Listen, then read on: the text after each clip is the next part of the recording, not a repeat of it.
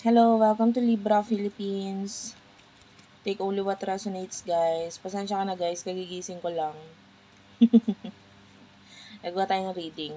Magre-reading tayo, you know, para makapagbigay pa rin ako ng guidance. Kahit medyo nabibusy-busy ako. Hanggat maaari talaga ipapasok ko yung time ng reading para makapagbigay tayo ng guidance. Kahit medyo busy na talaga ako. So anyway, take only what resonates. Excuse me. Sa mga hindi pa nakaka-subscribe, pa-subscribe na lang, pa-comment sa baba. Ayan, ng ano ninyo. Kahit po heart-heart lang, malaking bagay yun sa akin, nagpapakita ng suporta. Ace of Hearts, Eight of Hearts. This is your main energy. Yung iba sa inyo, you are Libra. You are falling in love or you are in love. And with the Eight of Hearts, pwede nakakaisip ka ng mga something in the future sa inyo ng person na ito. Ace of Diamonds, it could be a new person. Pwedeng in a person na to with the Six of Spades, nakakatulong siya makapag-move on ka from your past. So, kaya alam mo, once you are broken-hearted, totoo yun mas madaling ma-in love.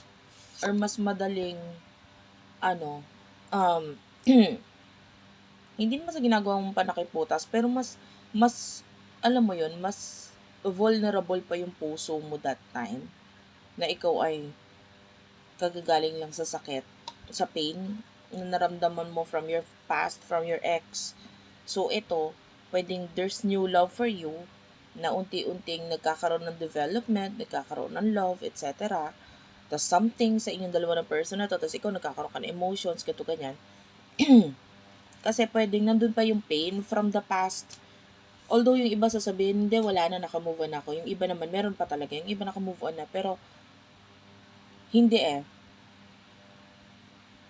Actually, Libras, they are known for, alam mo yung symbol ng Libra, it is a weighing scale. So, parang there's someone na kailangan lagi may magbabalance sa kanila or something na may magbabalance sa kanila. So, if your heart is hindi siya balance kasi nga nasaktan ka, parang mas madali sa yung ma-fall or tumanggap ng other person na magbabalance para sa'yo. Okay? And alamin natin, ano yung energy ng person na nakakonect mo for the sign of Libra. Nine of Clover and a Ten of Spade.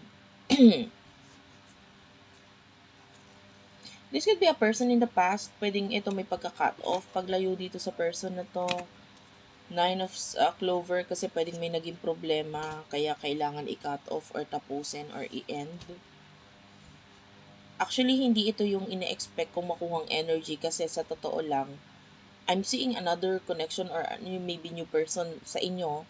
Pero there's a person in the past na lumalabas dito. Nung nag-end yung sa inyo na to person na to, there's a problem na nangyari. And pwedeng nagkaroon ng pagdidesisyon ng pagka-cut off, whether ikaw or the other person. But nakikita natin, it's like a decision at nagkaroon ng separation because of that particular decision.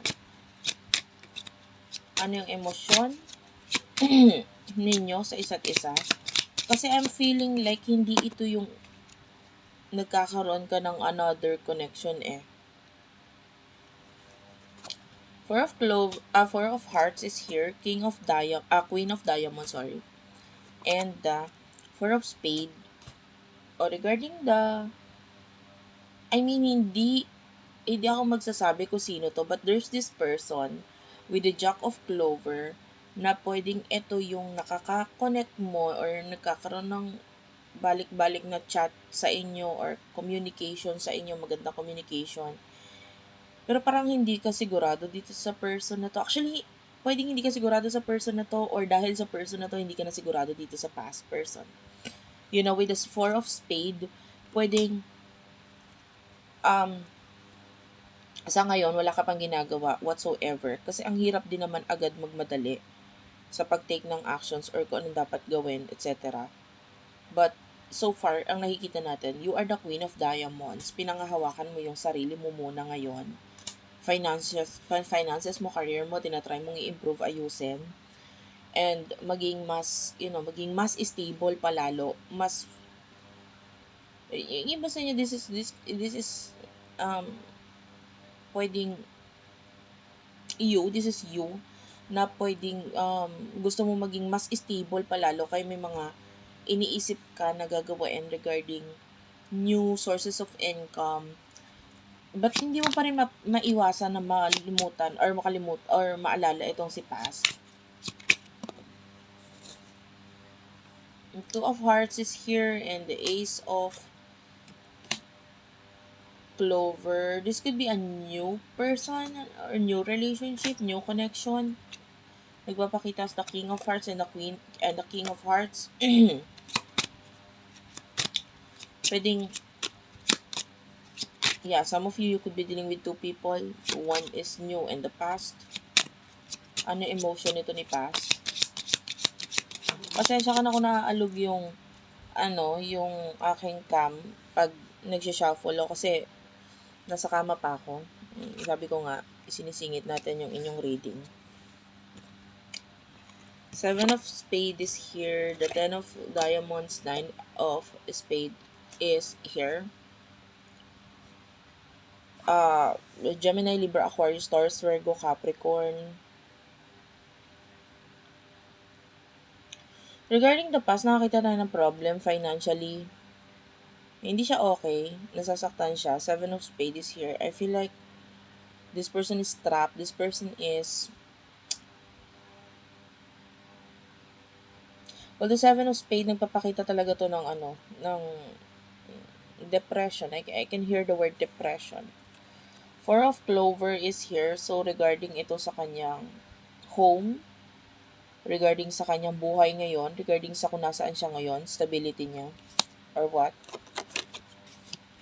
And if ever that this past person is, alam mo na may kakonect na with the Queen of Hearts, mas invested sa connection is the other person, yung kakonect. Mas invested dun sa connection na yun. Okay, so hindi siya okay ngayon. Magkakaroon siya ng kalungkutan, sakit. So, ano yung emotion nitong new person for you? New person is the King of Clover, the King of Clover, and Seven of Clover. Okay, Aries, Leo, Sagittarius energy, Nine of Hearts. Yung iba, marami ka pang option eh. But as King of Clover, Seven of Clover, nakakita tayo ng action dito sa actually, itong person na ito, nagiging honest naman siya sa'yo. And itong person na to, regarding the past, nakakita tayo ng mga pag-move on, na naka-move on na siya sa past niya. What's with the King of Clover and the Seven of Clover? Wala akong masyadong makuhang details dito actually. Or energy. Eight of Diamonds. Kumbaga yung iba sa inyo, fresh start or new beginning. Like, hindi pa masyadong naging matagal yung connection na ito. Eight of Diamonds, Two of Diamonds. So, itong person na to is really focusing on career din naman. Pareho kayo na nag-focus sa career, finances. Honestly, yung iba sa inyo, pwedeng may feelings ka na dito sa person na to. Pero anytime na umalis siya or mawala siya sa buhay mo, parang okay lang. Hindi ganon masyadong kasakit. So, what will happen in the future for you and this person? Jack of Hearts and the Five of Clover, there's going to be a big change pagdating sa connection, especially with the person na bago, who is younger, maybe younger than you, or younger than the person na kakonect mo. There's big change doon. Three of Spades, nakakita tayo ng third party situation dito. I don't know, actually it could be you. Sorry about that. Medyo kagigising ko lang talaga. Five of Hearts is here. So, regarding dun sa past person, nakita tayo ng pain talaga. Nasasaktan siya in the near future sa connection na ito. The Joker is here. So, ito yung new person. Nakita tayo ng risk-taking energy dito sa person na ito. Kalaban sa yung new person, and the Eight of Spades is here. palaban na stuck, alam mo yon, yung parang palaban pero hindi rin, palaban, basta nandito lang ako, parang gano'n, nandito lang ako kung kailangan mo ako kasi.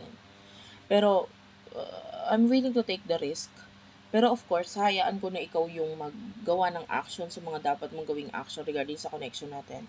The Three of Clover. Basta hayaan ko na lang na mag-grow yung connection kung mag-grow siya. Which is nagkakaroon ng growth with the Three of Clover. Okay? And this person will miss you, so or is already missing you, so pwede may pagkakalayo sa inyo nito person na ito. The new person, the Ten of Clover is here. Definitely a lot of new beginnings, and kasi nangyari na itong mga endings na to. So Ace of Diamonds at the bottom of the deck is a new beginning for you. Financial or professional new beginnings is possible then in the near future para sa iyo, Libra. Thank you for watching. I love you all. Please do like and subscribe. Ma-appreciate ko yung comment. Positive comment lang, guys. Negative comments is hindi namin ina-allow yan. Ng mga admins ko, dinidelete yan and hindi na kayo makakapag-comment ulit. So, be careful. Kung may mga comment ka sa amin or sa akin. Kung sa amin kasi I'm pertaining to my spirit guides, angel guides. Kung may comment ka sa kung paano ko mag-way ng mag-read sa inyo, pasensyahan po tayo ganit. Kung ano yung gusto kong gawing reading, yun po yung gagawain ko. Ayan, sa mga hindi nakakalam, yung iba kasi nagsasuggest sila or mas gusto nila baraha, etc. May mga reading akong ganun, guys, kung gusto mo yun yung puntahan mong video. Kasi ako, kung ano yung available, kung ano yung gusto kong gawing reading, kung ano yung mood ko sa araw na yon or ngayon, for example, yung bagong gising ako, yun yung gagawin ko reading. Ako yung masusunod po. Okay, and also sometimes yung spirit guides ko, if I feel na yung energy na gusto nila is ganito, kita ko kayo or kita kasi pag ganito sa totoo lang, pag ganito na yung mukha yung nakikita ko sa camera, yung mukha ko, mas nakukuha ko yung energy yung parang ang kausap ko lang rin is kayo. Minsan nga may times na yung mukha ko yung nandito pero ibang mukha yung nakikita ko. Okay, and yun pero kasi honestly, pag yung card na nasa table, for example, may times kasi talaga na hindi ako sa barahan na din nakatingin kasi hindi ko rin makita dahil minsan yung screen ang nasa harapan ng yung kumbaga nasa yung cellphone ang nakikita ko na halos malapit na sa mukha ko. So medyo nahihirapan ako sa ganong klaseng reading at the same time. Ayan, more on visualization. Kaya kahit yung baraha yung nakikita ko sa iba ako nakatingin, tapos para ako nanonood ng TV doon kasi yun yung nakikita ko yung mga images doon. Yun yung in-explain ko sa inyo. So anyway, thank you for watching. I love you all and bye-bye.